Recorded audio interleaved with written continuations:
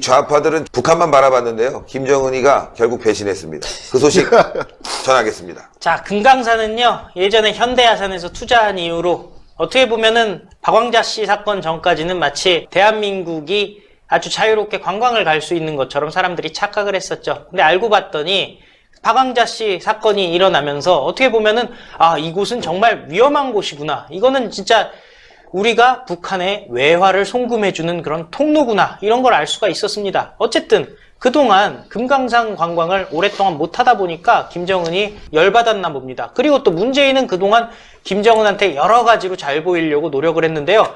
김정은이 기분이 나빴나 봅니다. 노동신문에 이런 얘기가 나왔습니다. 너덜한 남측 시설들을 싹 드러내도록 하고 금강산의 자연경관에 어울리는 현대적인 봉사시설들을 우리식으로 새로 건설하여야 한다. 그동안의 좌파들이 이제 언제나 금강산 관광 시작하고 싶어서 안달이 나고 또 이산가족 상봉할 때도 맨날 금강산 시설을 이용하려고 안달이 났지 않았겠습니까? 근데 그거 다 치워라. 다 없애버려라. 철거해라. 김정은이 얘기를 했습니다. 그리고 김정은이요, 최근에 이설주가 문제가 있는 거 아니냐라는 몇 달 동안 나오질 않아서 얘기가 있었는데요. 이설주를 데리고 또 금강산에 나타났습니다. 근데 좀 웃긴 게요. 김정은이 30대 중반이지 않습니까?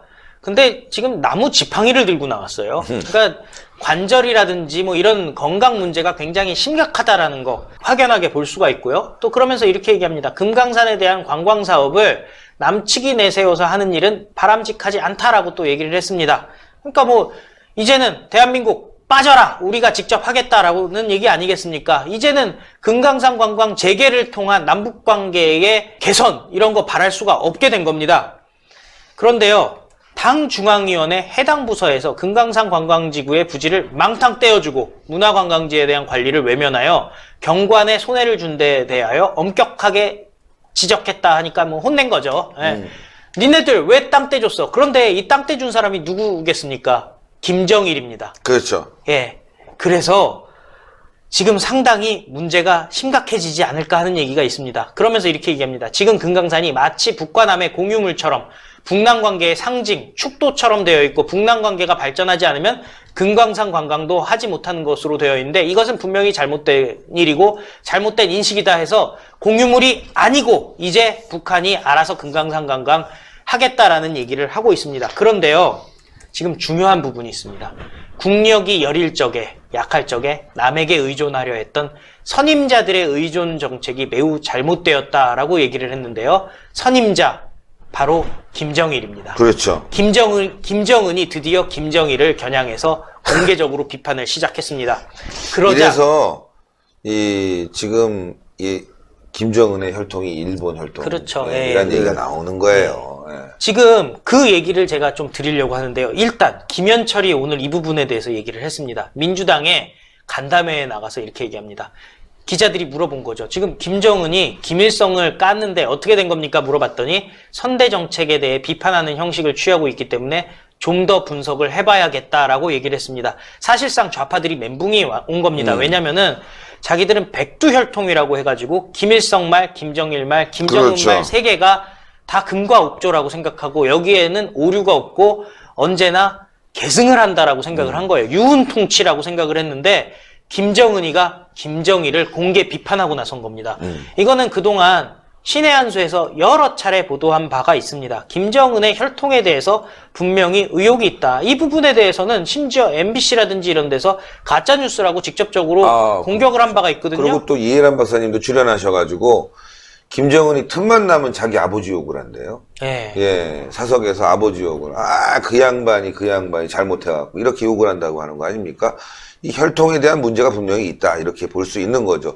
이게 앞으로 큰 파장을 일으키겠는데요. 그렇죠. 왜냐면은 백두혈통. 지금 보면은 백두혈통에 대해서 지금 대한민국에 살고 있는 어떤 잘못된 젊은이들까지도 백두칭송위원회라고 그래가지고 백두혈통에 대한 어떤 그 신봉을 하고 있지 않습니까? 그게 뭐 누가 그냥 쉽게 얘기해서 주체사상이라는 것이 결국에는 백두혈통에 달려있고 김일성, 김정일, 김정은으로 이어지는 그 혈통이 대한민국의 정통성을 갖고 있다. 그렇기 때문에 대한민국 건국은 1948년 이승만 대통령이 한 것이 아니다라는 말을 계속 하는 거 아니겠습니까? 그런데 김정은의 어머니인 고영이죠. 고영이는 일본 출신이고요. 그리고 또 고영이는 사실상 어떻게 보면 공개되지 않게 조용히 살았습니다. 왜냐하면 일본 출신이기 때문에 그게 알려지면 김정일 입장에서도 상당히 타격을 입고, 그리고 김정은 같은 경우에 일본 출신 어머니에서 났다, 이거 큰일 나거든요. 그런데 그러다 보니까 김정은의 어머니인 고용이가 혼자 적적하다 보니까 친한 사람이, 말도 통하고 친한 사람이 이제 겐지죠. 후지모토 겐지. 후지모토 후지모토 겐지죠. 겐지. 예, 후지모토 요리사. 겐지가 요리사였는데, 사실상 황해도 신천이라든지 함흥 쪽으로 가족여행을 후지모토와 고영이와 그리고 김정철, 그리고 김정은, 김여정까지 같이 갔다라는 보도들이 해외에서도 지금 외신에서도 여러 번 나온 바가 있기 때문에, 이 부분에 대해서 왜 김정은이 대놓고 김정일을 비판했는지 그 부분에 대해서 생각해 봐야 한다고 생각합니다. 그리고 참고로 후지모토 겐지는 현재 일본에 살질 않고요, 평양에 있습니다. 그러니까요. 평양에서 초밥집을 운영을 하고 있고요. 그때 여러 가지로 후지모토 겐지가 김정은 관련해서 이렇게 외신에 유포한 내용들이 있기 때문에 처벌받지 않았나, 그런 말도 있었거든요. 그런데 지금 아주 잘 지내고 있답니다. 초밥 잘 팔고 잘 지내고 있다고 하는데, 도대체 그동안 보면 백두혈통에 대해서 어떻게 보면 확인되지 않은, 상당히 본인들 입장에서는 위험이 될 수 있는 내용을 외부로 계속 얘기했던 후지모토 겐지가 왜 아직까지도 평양에서 잘 지내고 있는지, 잘 장사하고 있는지, 그 부분에 대해서 의혹이 제기될 수밖에 없는 상황입니다. 만약 그것이 사실이라면 김정남 암살 사건에 대한 의혹도 풀립니다. 자신이 어찌됐든 배는 다르지만 자신의 형제인 김정남을 암살하지 않았겠습니까? 그렇죠. 김정은이. 근데 자신과 피 한 방울 섞이지 않았다면 충분히 암살하고도 남았을 것 같습니다. 그러니까요. 아주 무서운 얘기예요. 제가 사진 하나 지금 준비하고 있어서. 예. 제가 그럼 그 암살에 대해서도 얘기를 할 네, 텐데요. 최근에 그 베트남 여성이 또 얘기를 했답니다. 지금 베트남에 돌아가고 나서 한 얘기인데, 사전 연습을 했대요. 여행 연습을. 예. 예. 자, 지금 사진 하나 올려드리는데, 후지모토 겐지가 김정은이를 꼭 껴안고 있는데, 보세요. 표정이 아주. 표정 둘이 닮았다니까. 생긴 거. 네. 두상을 보세요, 두상을. 닮았다니까. 닮았네. 닮았다니까. 똑같아. 체형도 똑같고. 머리도 그래서 비슷하게 하고 다니나 봐. 야, 이게 만약 사실이라면 아니, 후지모토 지금 보세요. 겐지는 이게 귀 이렇게 내려가는, 이거 구렛나루 같은 거 보면, 귀 모양, 똑같다니까, 진짜. 이제 박상호 기자가 객관적이야. 어떻게 생각, 박상호 기자? 비슷하게 생겼죠. 둘 다 3mm로 짧게 깎으신 것 같아요. 귀를 봐, 귀. 실제 귀. 귀가 되게 비슷하네요. 그러니까, 네. 머리 이거, 구렛나루 형식도 보고. 네. 똑같다니까. 똑같다니까. 비슷한 게 아니라 똑같은데요. 똑같대. 그렇지. 이게 만약 의혹이 사실이라면 정말 후지모토 겐지는 여부리와 같은 사람이네요. 그렇죠. 예. 김정은이 진시황의 진시황이고, 아버지죠. 예. 예. 똑같다니까. 신기해. 어쨌든. 똑같아. 하여튼 김정은이 김정일을 공개적으로 비판하고 나섰고, 남한의 좌파들이 지금 멘붕에 빠져 있다. 여기까지만 하겠습니다. 예. 그러나 지금 대한민국은 한쪽 바퀴, 이 종북 바퀴들만 계속 굴러가면서 나라가 지금 망해가고 있는 거 아니겠습니까? 자, 그래서 여러분들 말이죠. 우리는 상식을 가지고 활동해야 되겠습니다. 또 25일 모여야 되겠습니다. 우리 애국 세력들은 모두 뭉쳐야 됩니다. 우파, 그냥 애국 세력이라고 하죠. 애국 세력. 대한민국을 사랑하는 사람들은 모두 25일 광화문에 나와야 되겠습니다. 저희가 장소를 잡아서요, 랜턴을 또 나눠드리니까요, 랜턴도 받아가시고, 또 밤새 또 이야기도 하고, 신의 한 수도 조그맣게 간이 무대를 하나 만들어 볼까 합니다. 그래서 여러분들과 소통하는 시간 가져보겠습니다. 어쨌건 말이죠, 25일 꼭 모여주시고, 또 많은 성원이 필요하겠습니다. 지금 신의 한 수 여러분들, 노란 딱지 때문에 여러 가지 어려운데, 그걸 떠나서 자발적으로 운영하기 위해서는 여러분들의 성원과 애정, 사랑이 좀 필요하겠습니다. 그래서 여러분들, 신의 한 수, 정기 회원으로 좀 많이 좀 가입해 주십시오. 어제도 신의 한 수 노란 딱지가 거의 90% 이상 붙었는데, 정기 회원은요, ARS 1877-1477.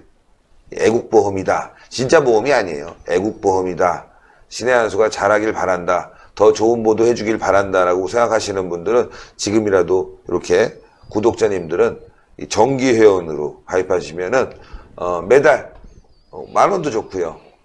또 조금 많은 금액도 좋지만 매달 이렇게 후원하시면은 신의 한 수가 더 발전해 나가는 데 있어서 큰 도움이 될 것 같습니다.